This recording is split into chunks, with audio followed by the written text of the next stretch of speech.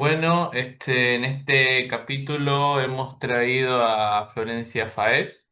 Ella, bueno, pertenece a varios institutos. ¿Querés, Florencia, comentarnos un poco qué tipo de terapia de conducta haces?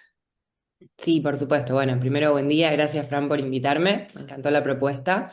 Yo me dedico principalmente a la terapia dialéctico-comportamental, DBT, y bueno, sus variantes, ¿no? Que son RO-DBT, DBT estándar y DBT PTSD y PE, que son las terapias orientadas a trauma dentro de DBT. Y trabajo desde hace algunos años en el Centro Argentino de Terapias Contextuales, ya que, bueno, DBT es una terapia que se aborda principalmente en equipo. Así que, bueno, después tengo mi clínica privada, en donde también trabajo desde las terapias contextuales. Ah, ok. No, ¿cómo se llama tu clínica privada? No, no, tengo mi Instagram que es licenciada.florencia Faes, no tengo ningún centro, pero sí trabajo Y después principalmente desde la terapia de gente aceptación pudiera y perdón. consultarte allí. Sí, por supuesto. Bueno, bien. Coméntame, ¿cuál ha sido tu acercamiento a los tratamientos para la ira?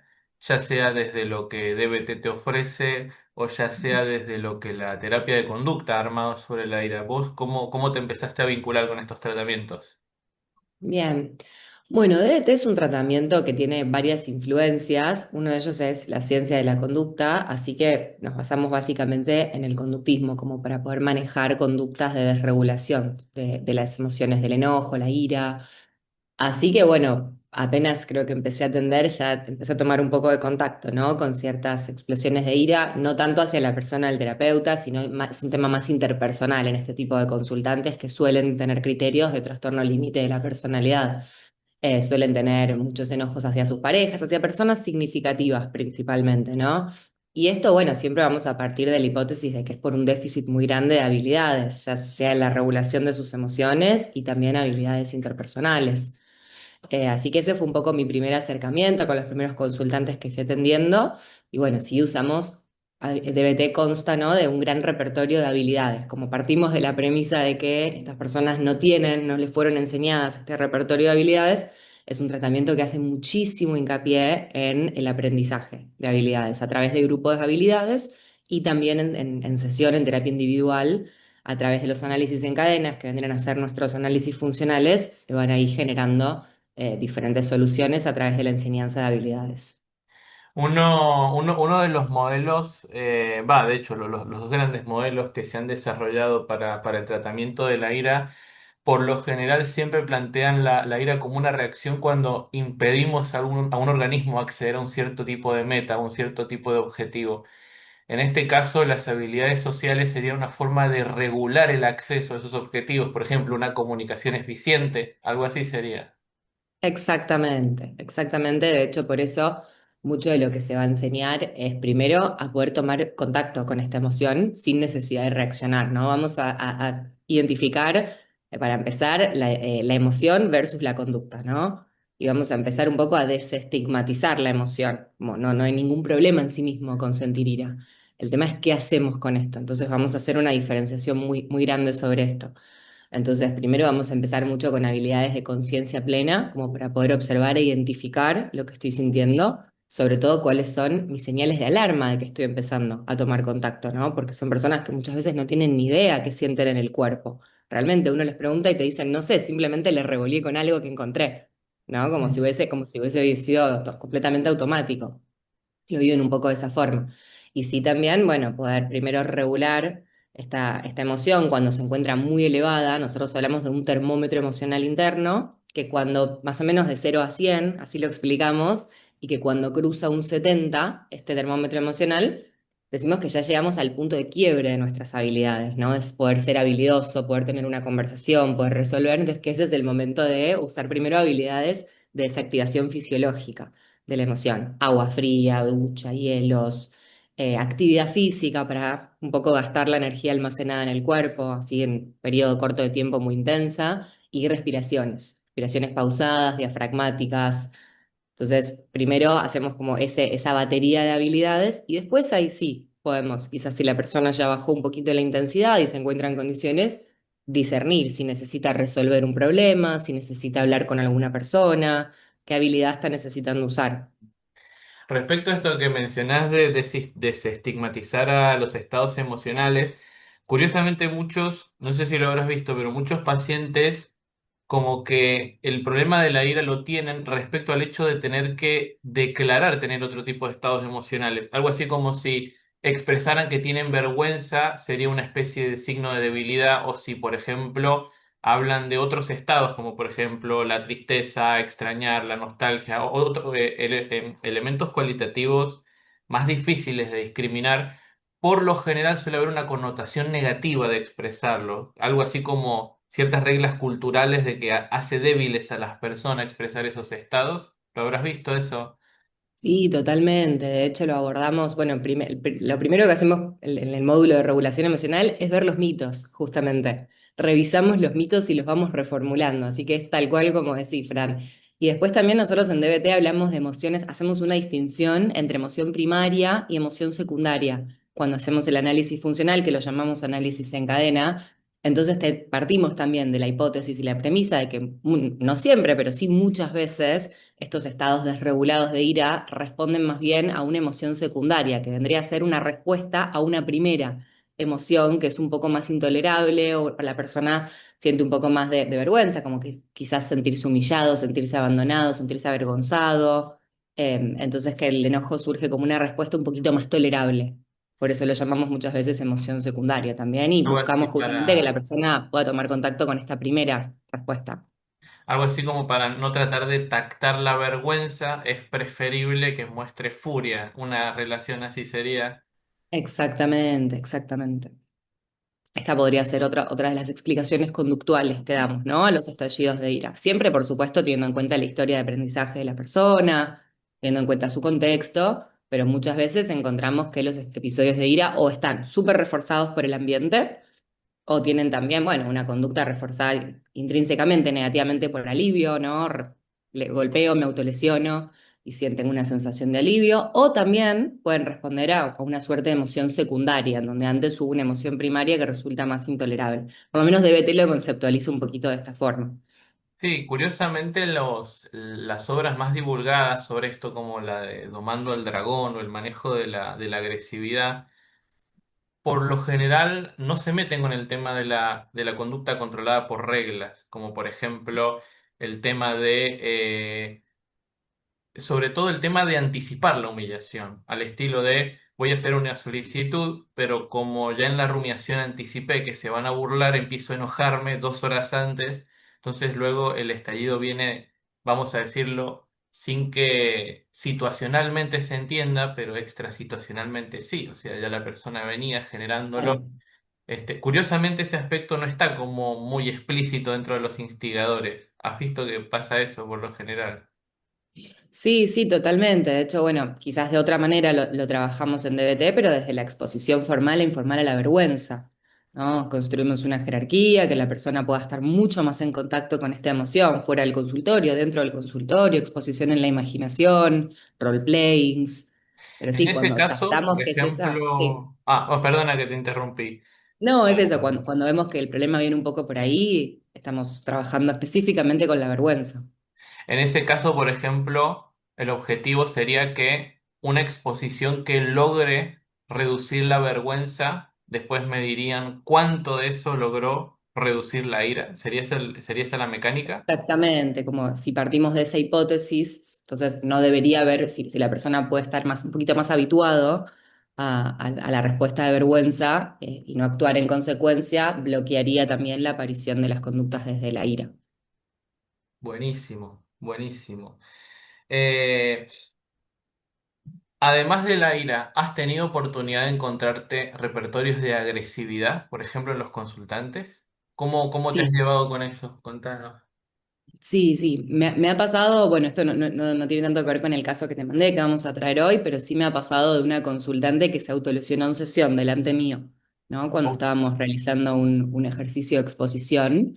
Y bueno, un poco fue, uno no está muy preparado, ¿no? Para eso, porque por lo general las autolesiones uno no está presente cuando suceden, son una forma más bien interna de regulación. A lo sumo en DBT te llaman a través del coaching telefónico, que es una herramienta que tenemos antes, ¿no? De realizar esta conducta.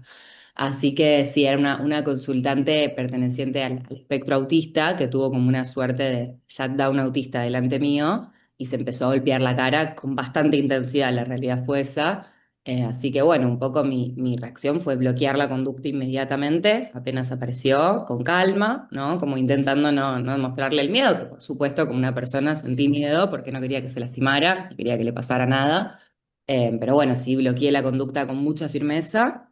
La invité un poco a tomar contacto con lo que estaba pasando. Primero utilizamos habilidades más bien de desactivación fisiológica, se fue a lavar la cara, tomó agua, hicimos algunas respiraciones y después sí pudimos hablar un poco de eso que le había pasado, ¿no?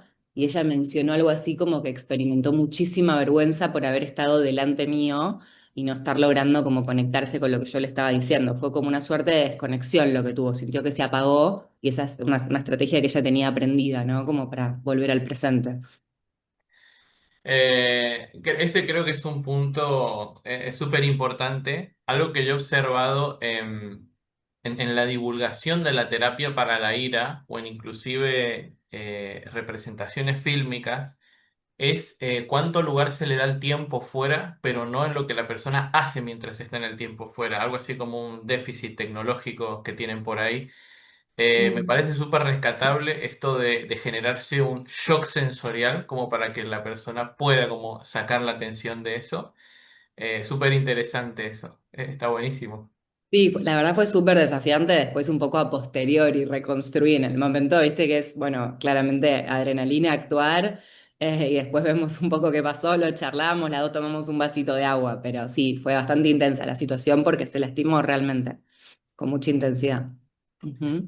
Y después Eh, sí, bueno, tuve contacto con muchas situaciones más bien de escaladas emocionales, de consultantes, no tanto conmigo, sino con sus parejas, sus familiares. A veces en sesiones conjuntas se empiezan a gritar, a insultar, eso sí, muchas veces. Súper, súper. Eh, Vivir al límite. Vivir No, al no es límite. para cualquiera trabajar con ese tipo de poblaciones, realmente, porque son heavy metal. Ok. La verdad es que sí, y al mismo tiempo es una terapia tan efectiva, ¿no? Como rápidamente empezamos a encarrilar e incorporar tantas conductas que me gusta mucho, me gusta sobre todo esto, ¿no? Como tener un poco el comienzo, sí que es más arduo, pero la parte de estabilización es fantástica, realmente, cuando la persona empieza a incorporar nuevos modos de vincularse con lo que le pasa. Inclusive uno lo ve mucho en los grupos de habilidades, con las tareas que corrigen, ¿no? El nivel de detalle que van agregando, el nivel como es muy interesante. Habías mencionado también DBT para trauma complejo recién. Sí, DBT para Bien. trauma. En ese tipo de pacientes que, por ejemplo, han tenido un historial tan largo, donde el evento fue, por ejemplo, el daño que otra persona les generaba a ellos, ¿notas si por casualidad cuando estás en el momento de la indagación, la ira viene precisamente por el resentimiento involucrado, por ejemplo, en el recuerdo y en la injusticia? ¿Has notado, por ejemplo, esa estrategia también como que puede manifestarse como en forma de queja o inclusive hasta llanto, inclusive? Sí, sí, por supuesto, por supuesto. De hecho, tenemos como dos tipos de ira, ¿no? En consultantes con traumas complejos que van apareciendo. Una ira que tiene que ver con esto que vos mencionabas recién, Fran, ¿no? De, bueno, ponerse en contacto con eso que le pasó, sobre todo si fue más orientado a algo que le hicieron, ¿no? No a a una catástrofe o a un accidente natural en donde rara vez hay culpables, pero sí donde hay situaciones de maltrato o negligencia, sobre todo en edades tempranas del desarrollo, por parte de la familia muchas veces.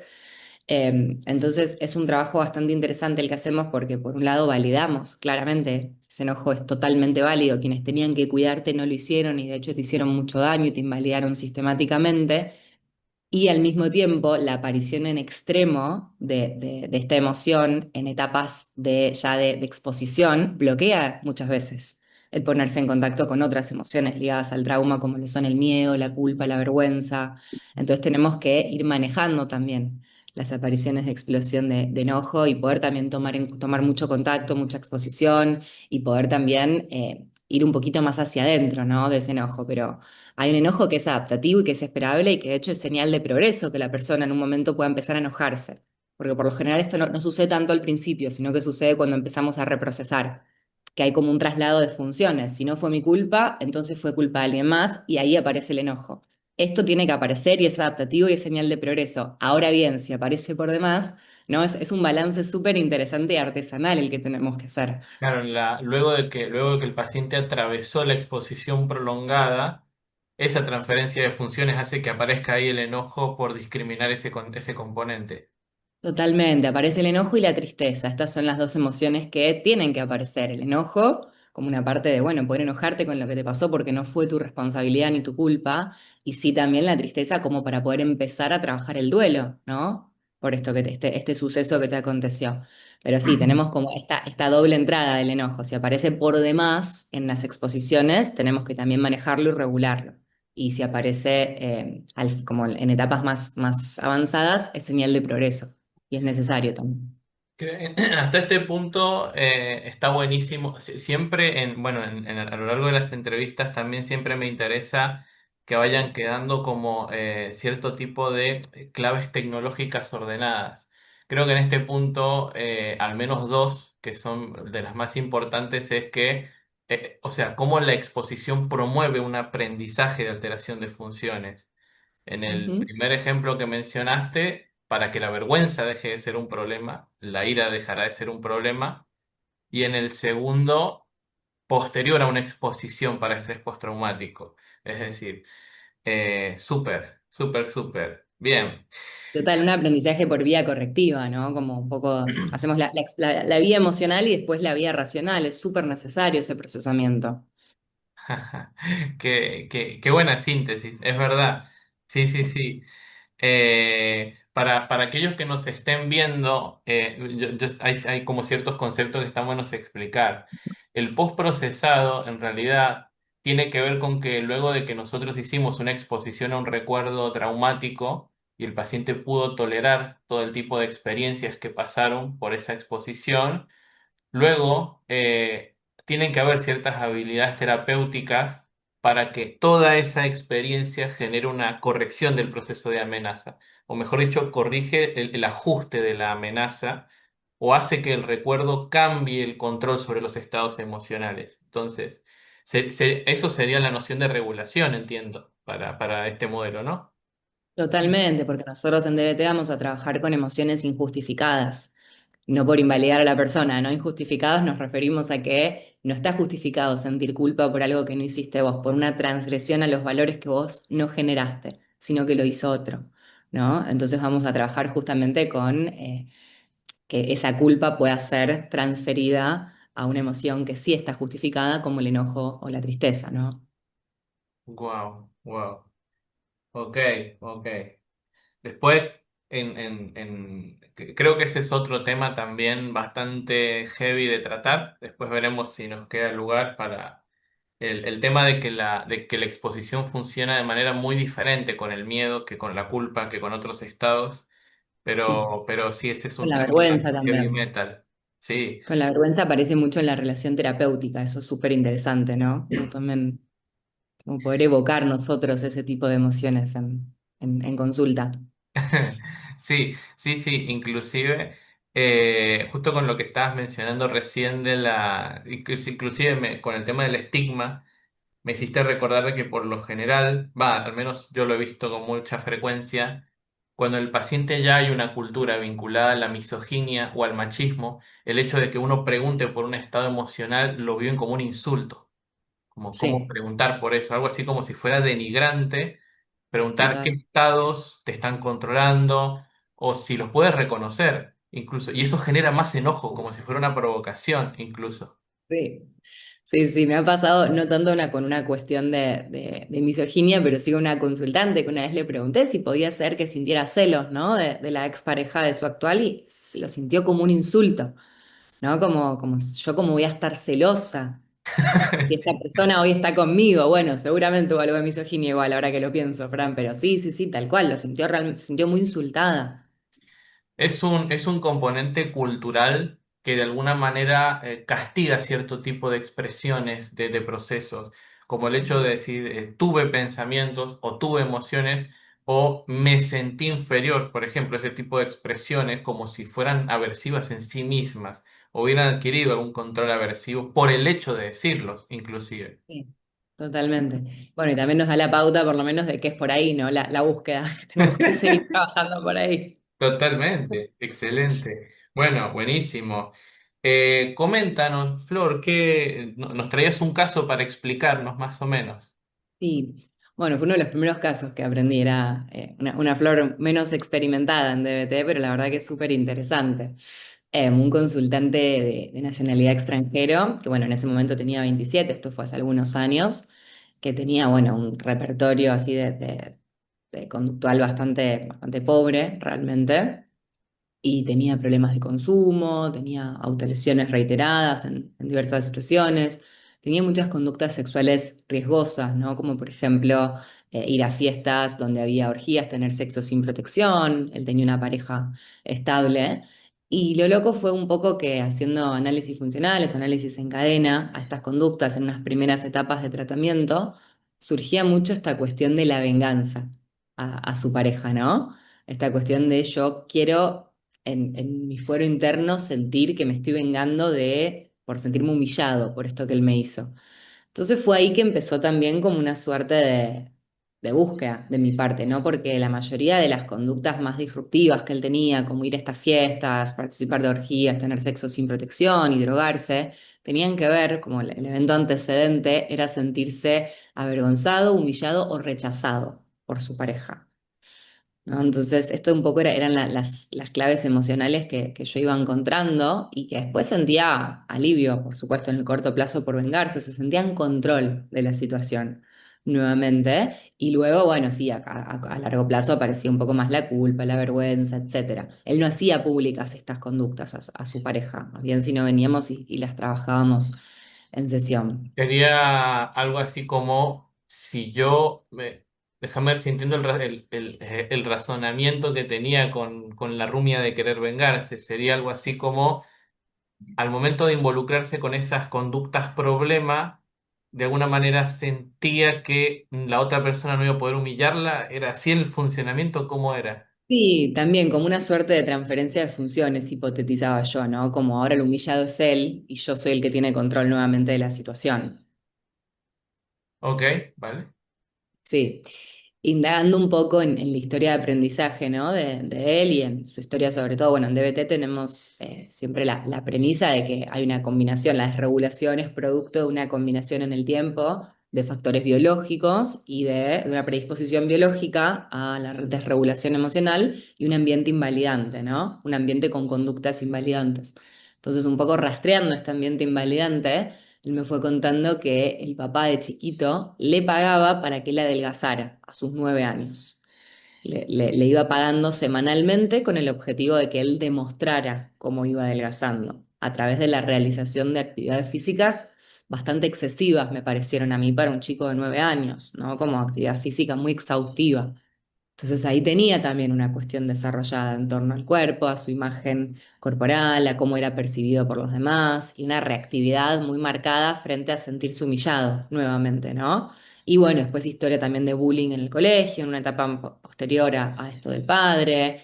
Así que bueno, ahí pude rastrear un historial bastante importante de trauma complejo, que bueno, no llegamos lamentablemente a reprocesarlo en una segunda etapa de tratamiento, porque el tratamiento terminó, nunca logramos como transitar y pasar y terminar la primera etapa de tratamiento. Había mucha desregulación realmente.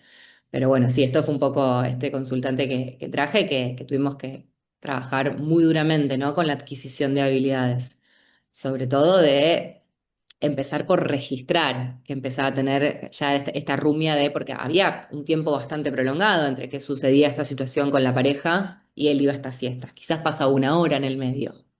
Entonces, por lo menos a intervenir sobre esta hora como para poder bloquear esta conducta. Empezamos a trabajar primero. O sea, sería algo así como luego de una pelea se dedicaba a rumiar y planificar la mejor manera de equilibrar esto, vamos a decirlo, o la Exactamente. mejor manera de... pasa que este es un concepto un poco difícil de explicar para los que no están relacionados con este tema. La rumiación tiene que ver, vamos a tratar de aterrizarlo para que quede en el video. Desde hacer uso del pensamiento para tratar de regular ciertos estados de malestar. Hay muchos. En este caso estamos en realidad hablando de la rumia de ira, particularmente. que serían como usar los pensamientos para mantenerme enojado por algo que quiero resolver de alguna manera.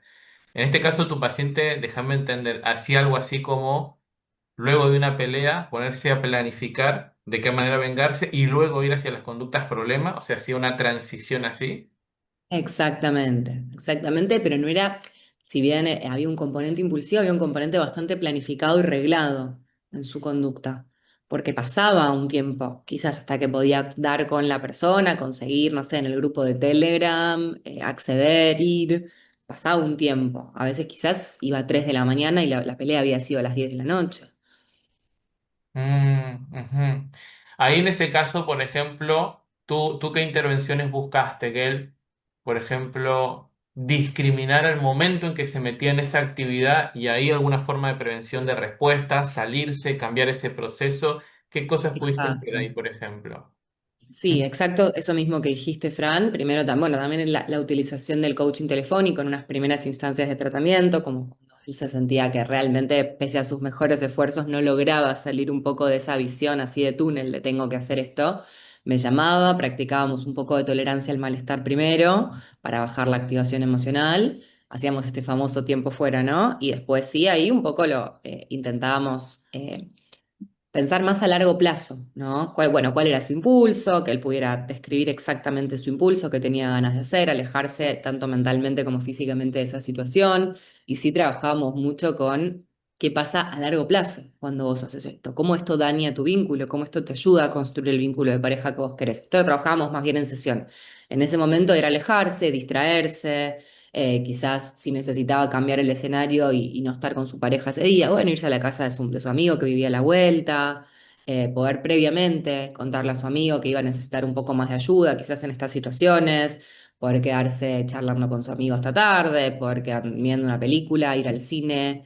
Cambiando mucho la escena, eliminarse por completo todas las aplicaciones. De hecho, hicimos como varias tramoyas para que las tenga directamente bloqueadas y no pueda acceder previamente. Y sí, bueno, una vez que emitía esta conducta, en DBT trabajamos mucho la corrección sobre corrección, que es quizás no solamente pedir disculpas a la persona a la cual le hiciste la ofensa, sino pasar toda la mañana haciendo todos los estudios médicos para infecciones de transmisión sexual, por ejemplo, ¿no? Como para que pueda tener realmente un costo alto esta conducta. Wow. Acá sí, yo realmente antes sí sabía de que se usaba el coaching, esto de llamar al terapeuta cuando había una conducta problema, pero le encuentro utilidad ahora que estamos hablando de los procesos de rumiación, ya que Ujú. precisamente si el paciente no te llamara, se fusionaría aún más con los procesos privados y entraría más de lleno. Claro, el momento en que te llama, vos tenés posibilidad de sacarlo de muchas maneras de ahí. O sea, al menos de Exactamente, generar un anclaje atencional y mover la atención hacia otro lado. No total. lo había visto por ese lado. Ajá, qué Sí, interesante. sí, sí, sí. Y mismo recordar también viejos acuerdos que hemos hecho, recordar también un poco, en esos momentos la persona no piensa en el largo plazo, efectivamente. No hay una posibilidad de ver cómo esto va a dañar mi vínculo cuando está tan tomada y tan fusionada, como bien decís. Entonces sí, ya en sesión veníamos haciendo un trabajo más a través de los valores, ¿no? De qué manera esto es un costo muy grande en su vida, realizar este tipo de conductas. Entonces también, una vez que lograba disminuir la activación emocional, recordarle brevemente esto que veníamos trabajando, ¿no? Nosotros lo llamamos mente sabia, estos estados de sabiduría, una vez que la persona logra salir de la mente emocional. Entonces yo le hacía de suerte de mente sabia suplente rápidamente y después lo retomábamos en sesión. No es que reemplaza una sesión de terapia, pero sí es muy importante. Súper, súper. El otro punto también me pareció súper genial, el tema de controlar los estímulos a los que tiene acceso. Porque por ahí las personas que vean el episodio además pueden tener quizás la percepción de por qué un tratamiento tiene que ser tan invasivo con las decisiones. Y de hecho esa es la clave en todo esto.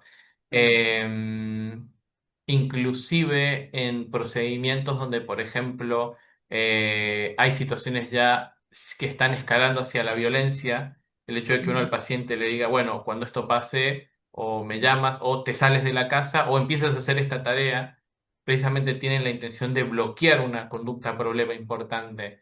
Entonces, en este caso, la directividad o impedir ciertas conductas es crucial. ¿Tú cómo lo ves, Florencia? Estoy totalmente de acuerdo con vos, ¿no? Como hay situaciones en las cuales tenemos que ser. Yo creo que la regla debería ser a mayor descontrol conductual, mayor directividad de parte nuestra, mayor firmeza, mayor uso de reglas. Es importante también, ¿no? Como soy muy promotora de la flexibilidad como terapeutas y al mismo tiempo en este tipo de consultantes con este tipo de conductas necesitan realmente mucha firmeza y puesta de límites. Esto es súper efectivo y es verdad que puede verse como invasivo. Nos lo han criticado, ¿no? Como muchos otros colegas, esto de, bueno, pero tenés que mudarte con la persona. No, bueno, tampoco es tan así porque mismo el coaching telefónico está arreglado. No es, no, como te digo, no reemplaza una sesión de terapia, el consultante ya sabe que son 10 minutos, máximo 15, y que en coaching telefónico nosotros vamos a dar directivas, vamos a hacer una evaluación del riesgo y luego dar directivas o decir una habilidad, y esto previamente se pacta y el consultante está de acuerdo. De hecho, yo siempre les digo, en ese momento quizás no voy a ser tu terapeuta amorosa y buena onda de siempre, no por retarte, sino porque necesito por ponerme firme para alejarte del peligro. ¿No? Después en sesión sí se trabaja un poco, se ayuda a discriminar qué fue lo que pasó, se valida, por supuesto, pero en esos momentos estoy de acuerdo con vos, necesitamos poner firmeza como terapeutas. Sí, absolutamente, totalmente. Y más ya cuando involucras a la terapia de exposición, es el elemento central, de hecho, de la directividad y la estructura.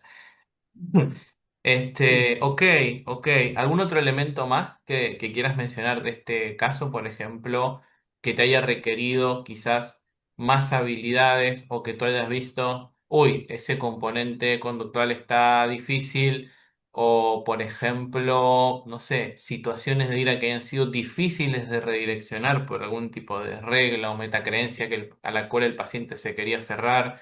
¿Algo más que quisieras comentarnos? Sí, no, nos costaba mucho, quizás había ciertas conductas que nosotros como equipo interpretábamos como operantes mismo hacia el equipo, ¿no? Como hubo un momento en el que él empezó a insistir con que teníamos que internarlo, ¿no? Con una clínica psiquiátrica. Nosotros no veíamos claves de riesgo cierto inminente como para internarlo. Entonces yo olfateé ahí ya que había algo un poquito marcado.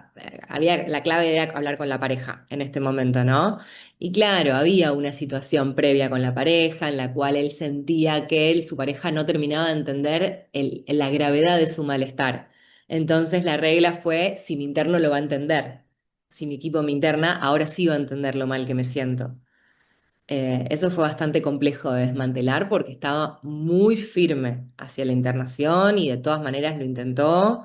Inclusive hubo como un agravamiento sintomático como para que nosotras pudiéramos internarlo. Eso fue muy complejo de manejar, porque yo veía la función muy clara, ¿no? Que era seguir castigando a su pareja como por no sentirse comprendido, sentirse humillado, y al mismo tiempo era completamente eh, iatrogénico para el proceso, porque él seguía evitando y seguía sin lograr exponerse, ¿no? A estas emociones aversivas, sin estar en contacto con esta experiencia.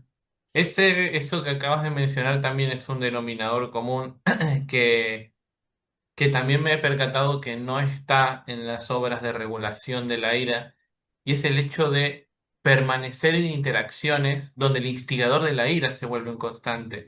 Por Mm. ejemplo, parejas que han estado 10 años juntos, eh, que ya el segundo año la relación se volvió con un claro tinte de hostilidad, pero aún así, ya sea por ansiedad social, por reglas o lo que sea, deciden permanecer allí. O sea, Sí, como una manera de prolongar aún así la ira, total. ¿no? Al estilo de es preferible la hostilidad antes que tener que reiniciar otras interacciones. ¿Tú eso lo has visto? Sí, sí, de hecho yo hice mucho trabajo, ¿no? Con la pareja de justamente este paciente que te traigo, Fran, y tuvimos que enseñarle también estrategias a él para que él pueda comunicarle que cuando él le hable de cierta manera, con cierto tono, ¿no? O con cierta búsqueda, él se va a retirar de la situación. Como límites muy claros y sí que iba a reforzarle con mucha atención y calidez cuando él intentara ir a describirle, a exponerse un poquito más emocionalmente con algo de lo que le pasara, pero hubo que enseñarle de cero a la pareja todo esto porque estaba muy reforzado en el tiempo. Justo en el capítulo de pareja, de que justo vino Lara, ella mencionaba precisamente cómo en la conducta no verbal habían muchos instigadores, que inclusive quizás no era un insulto, pero una forma de invalidar, no sé, mirando para el costado, haciendo un Sí. gesto verbal, sutil. En ese caso, ustedes también, por ejemplo, citan a ambos, buscan un entrenamiento observable, intervienen, corrigen, intervienen. ¿Eso también lo Sí. manejan así? Sí, totalmente, totalmente. Lo manejamos individualmente y también lo manejamos. Yo siempre pregunto si quiere estar, también evalúo, ¿no? Un poco si puede ser un problema que esté presente el consultante, pero por lo general, si quiere estar, para mí es bienvenido. Y de hecho, la idea es poder trabajar y a mí de hecho me gusta cuando puedo evocar la conducta en sesión y puedo ver un poco lo que pasa corporalmente con las dos personas. Así que sí, había, claro, un poco la situación era, te doy un ejemplo que me acuerdo de ese momento que logré captar, es que uno, o sea, mi paciente trabajaba desde su casa y la pareja trabajaba todo el día fuera de la casa, entonces ya llegaba a la casa y él quería empezar a contarle todo lo que le había pasado y hablarle y la pareja hacía como una suerte como ojos en blanco, como una suerte como, como de suspiro, como de respiración con ruido. Claro, que yo les pedí de hecho que me lo imitaran, cómo era la interacción cuando llegaba. Fue como, ah, claro, es exactamente esto. De acá él empieza, allá automáticamente tiene una respuesta de ira cuando ve esta respuesta. Entonces ahí también, bueno, logramos hacer un acuerdo entre los tres de uno llega del trabajo, le cuenta en qué estado está, le cuenta qué necesita, estoy muy cansado, necesito irme a duchar, necesito un tiempo de descomprimir, también era profesional de la salud, la pareja, entonces había estado todo el día quizás escuchando gente, pero comunicarle, sabes que estoy un poco cansado, necesito salir a caminar o necesito estar en silencio un ratito, ¿te parece que en 15 minutos merendemos? Entonces ahí, bueno, mi consultante tenía frente a este pedido asertivo también que aprender a esperar. Y sí, bueno, nada, ahí empezó a mejorar un poco la interacción, por lo menos, porque siempre era una constante, llegaba de trabajar y había una discusión en ese momento. Justo esto que mencionaste. Curiosamente también es una habilidad que he visto que funciona, que es como generar ciertos estímulos que tengan algún efecto en el corto plazo, como por ejemplo, si están en el trabajo y ya hay como cierta percepción de vulnerabilidad, irritabilidad o estrés, avisar a la otra persona de que quizás estén un rato sin comunicarse para que no se genere la crisis, una anticipación de esa condición, por ejemplo. Totalmente. Sí, eso sirve mucho. Porque aparte, bueno, cuando nos enojamos tendemos a personalizar también, ¿no? Y a polarizarnos mucho en el pensamiento, sobre todo personas con desregulación emocional. Entonces también esto era un poco respondiente a esto. Esto que tú le llamas polarización, ¿lo podrías explicar simple para la audiencia? Sí, por supuesto. Cuando tendemos a pensar en términos extremos, ¿no? Como todo, nada, siempre o nunca. Siempre que lleva del trabajo está de mal humor, siempre me hace esto de esta manera. Entonces acá lo que se busca, primero partimos de la premisa en DBT de que esto es poco descriptivo, en realidad. ¿Qué significa siempre? Vamos a usar mucho el describir, el observar y el describir y también empezar a observar cuáles son nuestros juicios, ¿no? Como poder discriminar nuestros juicios, poder decir, bueno, entonces, en vez de llegue la casa a un desastre como siempre y mi pareja me dijo esto como hace siempre y me tiene harta, es, bueno, este día llegué, estaba cansada, yo le dije esto, él me dijo esto y esto me hizo sentir frustrada. Entonces ahí podemos pasar, quizás cuando estamos en pensamientos más polarizados, es decir, preguntamos por el enojo del 0 al 10 nos van a decir 8 o 9. Bueno, por lo menos cuando describimos y usamos un lenguaje súper como acorde a lo que realmente pasó, evitando juicios, vemos muy claramente que este enojo quizás después baja a 6, a 5, y la persona ahí puede hacer uso de habilidades. No llega a este punto de quiebre. Ese creo que es uno de los grandes aportes de estos tratamientos para estos problemas. Justo con esto que estabas mencionando, que la regla sería, a mayor nivel de incremento de la ira, más percibo el mundo como buenos o malos, justo o injusto y reacciono a lo bestia y menos habilidades sociales tengo. Y directamente proporcional lo contrario. Mientras más baja, más posibilidad de utilizar habilidades justo en ese gap. Sería así la regla. Totalmente. Totalmente, es que claro, también es un poco la interpretación lo que nos termina haciendo enojar. Entonces, nosotros tenemos un modelo de respuesta emocional en DBT que lo socializamos al consultante en sesión. Entonces, este día estabas quizás más vulnerable, rastreamos primero factores de vulnerabilidad, cómo habías dormido, cómo habías comido, qué había pasado ese día, habías tenido un estresor importante, habías tenido algún dolor físico, un dolor de muela, por ejemplo, ¿no? Estos son factores de vulnerabilidad que ya nos hacen un poco más propensos a desregularnos. Y después sí vamos a rastrear el disparador, que fue exactamente lo que pasó, dónde estabas, en qué situación. ¿Fue un disparador externo, algo que hizo o dijo alguien? ¿Fue un disparador interno, quizá algún recuerdo, algún flashback, ¿no? En casos de trauma. Bueno, ¿qué pasó después? ¿Cómo interpretaste lo que pasó? ¿Qué fue exactamente lo que sentiste en el cuerpo? ¿Cuál fue tu impulso? ¿Y qué fue lo que hiciste? ¿Y cuáles fueron las consecuencias a corto y a largo plazo? Entonces, este modelo, ¿no? de respuesta emocional, el consultante lo aprende y después es mucho más sencillo para que él mismo pueda discriminar qué fue exactamente lo que pasó, ¿no? No que simplemente reaccioné. Ese tipo de variables no está en todas las obras, inclusive lo que acabas de mencionar. De hecho, creo que Mm. solamente en el de B.T. Anger aparece como el hambre o la privación de hambre, la falta de sueño y la irritabilidad son moduladores de la ira, de hecho. Totalmente. Sí, sí, Yo sí. misma, Fran, creo que si estoy sin comer y sin dormir, no Totalmente. sonrío tanto, no sé vos. A No, mí en la calle, no, si me cruzas olvídate. sin dormir y con dolor de muela, no voy a ser tan La simpática. hidratación inclusive, están como súper subestimados esas variables y Sí. realmente tienen un peso brutal. ¿Sí? Sí, sí, bueno, en DBT trabajamos con habilidades cuida, que son habilidades justamente que apuntan a influir los factores de vulnerabilidad. Entonces es un acrónimo, cuida, que tiene que ver con cuidar el cuerpo, ir regularmente al médico, atender cualquier tipo de problema de salud subyacente, por más chico que la persona crea que sea, poder mejorar la higiene del sueño, trabajamos mucho, ¿no? En psicoeducar higiene del sueño, alimentación, no saltear comidas, ayudar a planificar comidas si es necesario. Sí, es algo que se súper trabaja en DBT y que rápidamente la persona empieza a tener menos episodios de desregulación. Sí, de hecho creo eso es lo que termina completando modelos que ya tienen eficiencia, porque justo pensaba esto, ¿no? Utilizar modelos que exclusivamente utilicen la terapia de exposición, pero ignorar esas variables hace que el modelo sea problemático. O sea, Totalmente. está súper, está súper. Bien. Otra cosa que quería preguntarte, ¿cómo has podido lidiar con situaciones donde el enojo lo redirigen hacia ti en la sesión? Mm. Porque yo he tenido malas experiencias, o no sé, Ah, o sí. casos de pacientes con celos patológicos, donde, no sé, en cuanto yo planteaba el hecho de que por ejemplo, íbamos a trabajar con las reglas respecto a la exclusividad de la atención y demás, empezaran a insultar mucho, ¿no? Como si uno estuviera Mm. atacando una regla que hay que defender a muerte. ¿Tú cómo has lidiado con eso, con esas reacciones, por ejemplo?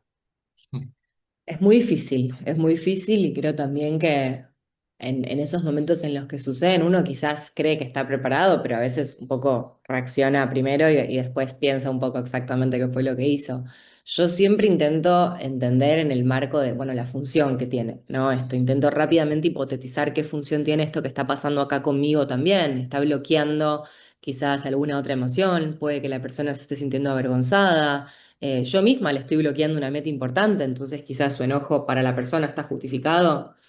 Entonces sí, un poco lo que hago es notar lo que está sucediendo, ¿no? Ya sea a través de, si la conducta es más explícita, solo una vez me pasó igual, con una conducta más explícita, que te cuento rápidamente, una consultante que estábamos trabajando un problema de consumo que ella tenía con la bebida alcohólica y que ella hace rato venía insistiendo con poder flexibilizar esta regla de no consumo directamente.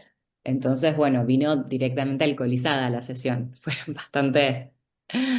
como si me quería convencer de lo contrario, bueno, vino alcoholizada, insultándome. Fue virtual la sesión, no fue presencial. No insultándome de manera grosera, grotesca, pero sí diciéndome, mirá, ves lo que me haces hacer para demostrarte que sí Hostilidad puedo. había, claro. Claro, que sí puedo tomar. Eh, Así que bueno, en ese caso, en esa situación, lo que yo hice fue primero asegurarme de que estuviera bien, le pregunté cuánto había tomado, había sido la verdad que muy poco, solo que estaba exacerbado, claro, por un alto periodo de abstinencia, entonces le hizo efecto mucho más rápido. Sí, lo que hice directamente fue cortar la sesión, explicarle por qué lo estaba haciendo, que esta conducta era inadmisible, ¿no? Que realmente era muy, muy falto de habilidades venir a planteármelo de esta manera. Así que en estas condiciones yo no estaba dispuesta a continuar con la sesión. Directamente terminé la sesión. Sí, después hay mucho lenguaje más de señalización indirecta que a veces sucede en sesión. de cara, gestos, que el consultante nos muestra que no está contento con lo que le estamos diciendo. ¿Viste? Eso me pasa mucho más seguido. Entonces, en esos casos, sí, un poco lo que hago es, primero, notar y describir lo que está pasando, ¿no? Noto que cuando te dije esto, tuviste este lenguaje corporal que te voy a imitar no para faltarte al respeto, siempre lo aclaro, pero para que te veas un poco cómo reaccionaste cuando yo te dije esto. ¿Qué te hizo sentir esto que te dije? ¿Podemos charlar un poco sobre esto? Como hacer notar la conducta, súper importante, poder describir exactamente lo que yo vi y que la persona, bueno, muchas veces es imperceptible para la persona este tipo de gestualidad y también es exactamente el origen de un montón de sus problemas por fuera del consultorio, ¿viste? Interpersonalmente. De hecho, eso que estás diciendo es uno de los pilares de las habilidades antirrumia. Cuando el Mm. paciente automáticamente le estás hablando y hace esto, y oye, ¿qué estás pensando? ¿Por qué hiciste eso? Que seguro piensas que soy un idiota. Ah, pero me lo ibas a preguntar o ya querías agarrarte esa idea y confrontarme a mí. Sí, inclusive es la esencia de las habilidades antirrumia, meterse ahí, de hecho. Ajá. Totalmente. Sí, esto me aparece mucho más seguido, ¿no? Con este tipo de consultantes. Quizás que ya tenemos una alianza terapéutica, ¿no? Porque en DBT se gesta una linda alianza porque es un trabajo muy arduo, sobre todo al principio. Entonces, quizás en etapas posteriores de tratamiento aparece un poco, ¿no? Como desde la gestualidad, el lenguaje no verbal, y esto siempre se invita, se marca. A mí me gusta mucho hacerlo notar y también modelar un poco, ¿no? Como a través de la descripción lo que yo veo, lo que yo siento, cómo me hace sentir a mí, una autodevelación, ¿no? Poder traerlo también como un problema más de la interacción consultante-terapeuta y ver también de qué manera esto se ve representado en otras áreas de tu vida. Mira, qué loco, que justo la semana pasada me contaste que tu pareja te dijo que cuando te da feedback negativo haces esta misma cara, ¿no? ¿De qué manera esto es un problema? ¿Qué costo tiene en tu vida entonces esto? ¿Te gustaría que pudiéramos empezar a Ah, trabajar sobre traes, esto? traes un antecedente para mejorar la discriminación de esa interacción. Ah, mira, qué Ujú. maravilla. Ok, me parece genial. Bien, bien. Maravilloso, maravilloso. Una super clase nos diste aquí. Claro. ¿Algo más que quieras aportarnos? Si querés, podemos hacer un repaso de las habilidades de DBT, así como rápidas, que las fui mencionando, pero no tan formalmente. Primero, bueno, tolerancia al malestar, un poco irse a hacer una habilidad stop para frenar cualquier conducta e irse físicamente y mentalmente de la situación. También puede conocerse como tiempo fuera, esto para otras terapias. Interrumpir básicamente la respuesta, ¿no? Condicionada a este impulso. También enfocarse en algún input sensorial fuerte, como por ejemplo hielos, ¿no? Una ducha de agua fría, lavarse la cara con agua fría, luego hacer actividad física intensa, si estoy muy activado emocionalmente también en el lugar, en el momento, como para lograr una descarga, y respiración diafragmática, reducir idealmente la cantidad de respiraciones por minuto, ¿no? Exhalar más lentamente de lo que inhalo. En DBT hacemos la técnica inhalo 4 segundos, sostengo el aire 4 segundos y exhalo 7 como para poder activar el sistema nervioso parasimpático. Y luego distraerme, porque hay un lento retorno, sobre todo con el enojo, hay mucha rumia normalmente cuando estamos frente a ira, entonces poder distraerme, poder llevar mi atención a otro lado, alguna actividad, pero meterme de lleno en alguna otra actividad en la medida de lo posible, pedir ayuda, hablar con un amigo, hasta que demos tiempo un poco para la emoción que baje. Después sí, mucho mindfulness, ¿no? Conciencia plena, como quieran llamarlo, de poder observar la emoción sin juicios, poder describir lo que estoy sintiendo, lo que me está pasando, poder etiquetar mis pensamientos también. Esto siento, esto pienso, de esta manera interpreté lo que está pasando. Y algo que usamos mucho también es la acción opuesta en DBT, que es básicamente hacer algo incompatible con el enojo. Entonces, si mi impulso de acción es herir o atacar, bueno, quizás alejarme gentilmente, evitar gentilmente a la persona es una de las cosas que hacemos, o intentar también acercarme, obviamente estando ya más regulado, ¿no? No en pleno ataque de ira, pero poder acercarme, poder intentar ver la perspectiva de la otra persona, poder escuchar sin interrumpir, poder hacer acciones opuestas al impulso de acción del enojo. Y también intentar empezar a modelar un repertorio más flexible de explicaciones para salir de esta personalización y este pensamiento dicotómico, ¿no? Del enojo. Pensar otras alternativas posibles por las cuales la persona que me hizo enojar, que hizo una conducta mejor que me hizo enojar, hizo lo que hizo. Focalizarse en el momento presente, desmantelar rumia también. Y bueno, aceptación radical en ese momento de lo que me está pasando, de lo que estoy sintiendo, no como algo que me tenga que gustar necesariamente. Y sí también implementamos para casos más severos la abstinencia total, un compromiso abierto de la persona a no actuar sus impulsos de acción del enojo destructivamente por un tiempo determinado hasta que pueda adquirir habilidades también. Justo de las primeras que mencionaste con el tema de la distracción, eh, qué importante que es que justo acá se aclare algo, porque fíjate que muchas veces es polémico hablar de distracción si no se conocen contextos de aplicación de ese proceso. Porque, por ejemplo, fíjate que en el contexto de la terapia de exposición está súper demonizada la distracción por considerarse una evitación Claro, del estímulo donde uno mete la atención, pero fíjate que acá no es el contexto de la terapia de exposición, sino el hecho de que no incremente más el enojo, por ejemplo. Es una totalmente. competencia de respuestas lo que buscan ustedes. Exacto, partiendo también de la premisa de que hay una alta activación emocional y un lento retorno a la base. Entonces es como un plan de contingencia también, ¿no? Si te peleaste a gritos con tu madre y le revoleaste algo, y quizás es mejor que por unas horitas salgas de tu casa porque te vas a volver a encontrar con tu madre si viven todos, ¿no? En el mismo lugar. Quizás irte a un café a trabajar puede ser un poquito más efectivo, a darle tiempo al enojo, ¿no? Que baje y disminuya. Qué maravilla, qué maravilla. Bueno, yo ya no tengo más dudas, estoy súper contento.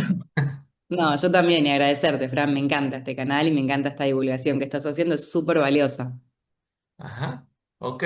Bueno, entonces dame un segundo que ya terminamos.